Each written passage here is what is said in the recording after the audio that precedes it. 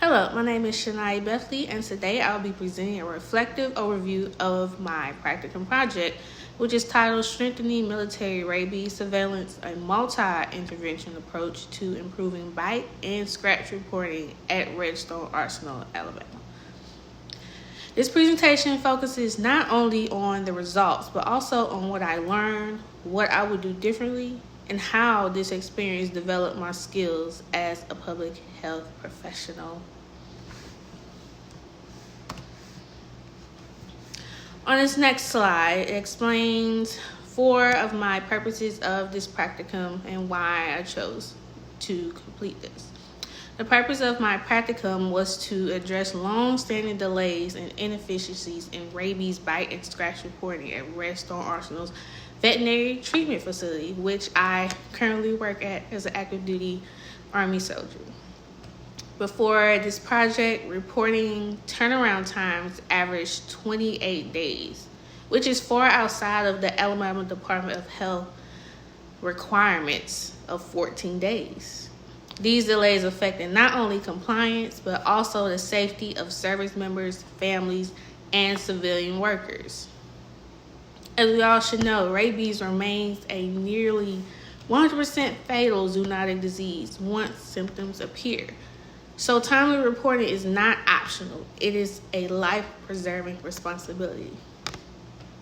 This practicum also aligned closely with the One Health model, which emphasizes the interconnection between human, animal, and environmental health. My overall goal was to build a system that supported that holistic view of health protection. This next slide explains my project design and interventions. So, to meet that goal that I mentioned on the previous slide, I implemented 5 coordinated evidence-based interventions. First, I established a single point of contact at the veterinary treatment facility. Before this, reporting responsibility was scattered across multiple staff members, resulting in lost accountability and inconsistent communication.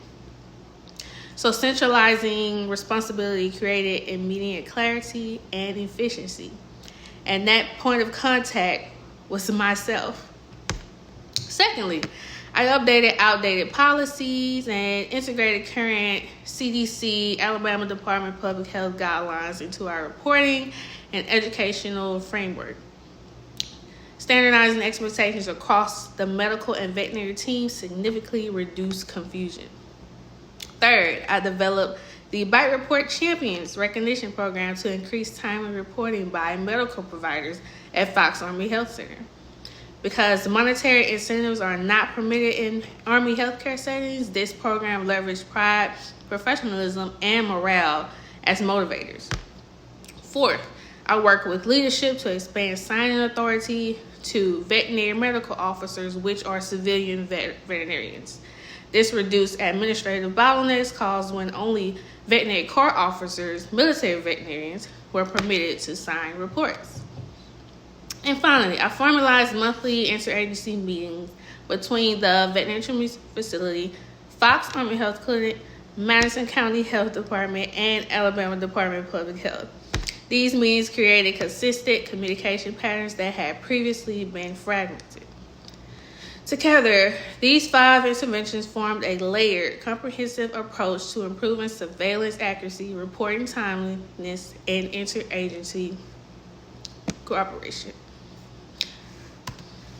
Key outcomes. The outcomes of this project were substantial.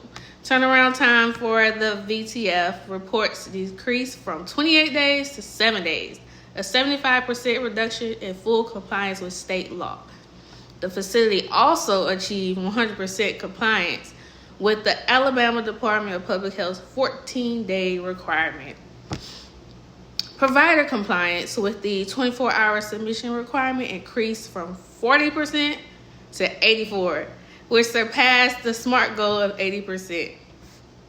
Interagency communication improved markedly, with monthly meetings providing structure, consistency, and accountability. Overall, this project ultimately strengthened Redstone Arsenal's rabies surveillance network and aligned the installation with the best practices reflected in One Health, Alabama Department of Health guidelines, and Army Public Health program. So for my personal reflections from completing this practicum, while the outcomes were important, what I gained from this experience was even more meaningful. The practicum deepened my understanding of how public health functions in a military setting, where mission readiness, chain of command structure, and interagency coordination all influence health outcomes. I learned that communication barriers weren't the result of lack of willingness, but lack of structure. By implementing predictable, scheduled communication points, we created a shared understanding and a consistent rhythm for collaboration. I also learned the value of behavioral reinforcement in clinical settings. The Bite Report Champion program proved that recognition and a sense of being seen can influence provider behavior more effectively than policies alone.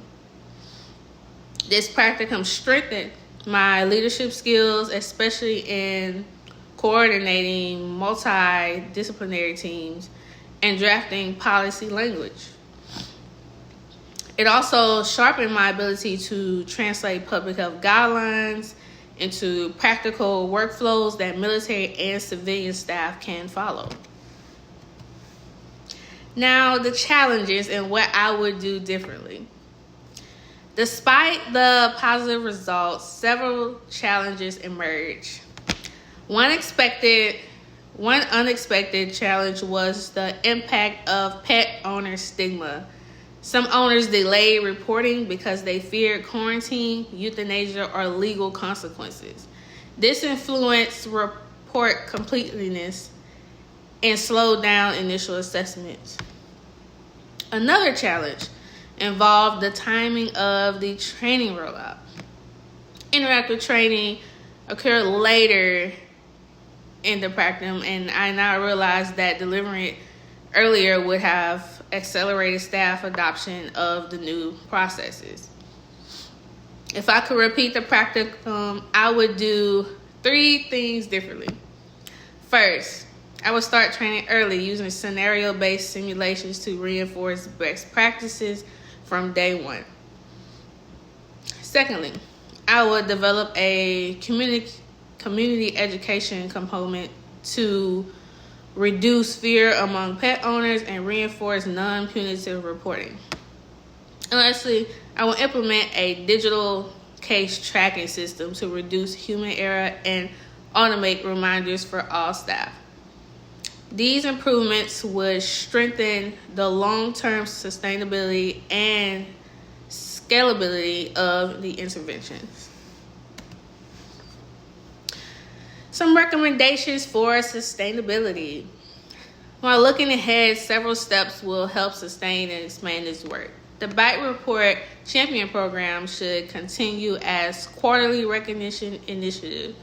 It helps maintain morale while also reinforcing reporting expectations.